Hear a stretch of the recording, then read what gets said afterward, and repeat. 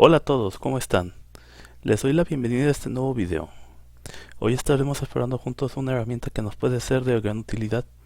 Vamos a conocer en detalle el trípode para celulares MyShop de AdBio y ver cómo funciona en la práctica. Aquí lo tenemos, el trípode MyShop de AdBio.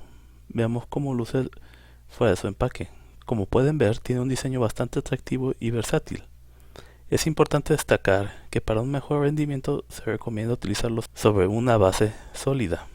Una de las características destacadas es su capacidad de ajuste. Puede regular la altura y posición de las patas según sus necesidades. Esto es genial ya que permite mayor comodidad y estabilidad. Pero aquí viene algo interesante, las patas son desmontables. Esto es útil para transportarlo o guardarlo de manera más conveniente y no se preocupen, volver a armarlo es sencillo y no afecta su rendimiento. Ahora veamos cómo sujeta un celular. Como pueden notar, el trípode asegura el dispositivo de manera firme. Esto es crucial para evitar movimientos indeseados durante su uso.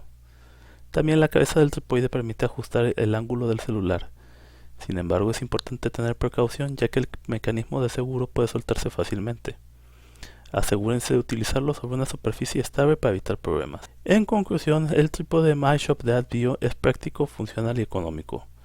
Ofrece versatilidad en su ajuste y su capacidad de desmontaje. Lo hace realmente conveniente para llevar a todas partes. Si les ha parecido útil este video y están interesados en adquirir el trípode, les invito a suscribirse, darle like y compartir sus opiniones en los comentarios. Su participación es valiosa para mí. Bueno, eso es todo por hoy. Espero que esta revisión les haya sido útil. Recuerden, el trípode MyShop de AdBio puede ser un aliado genial en su vida cotidiana. Hasta la próxima.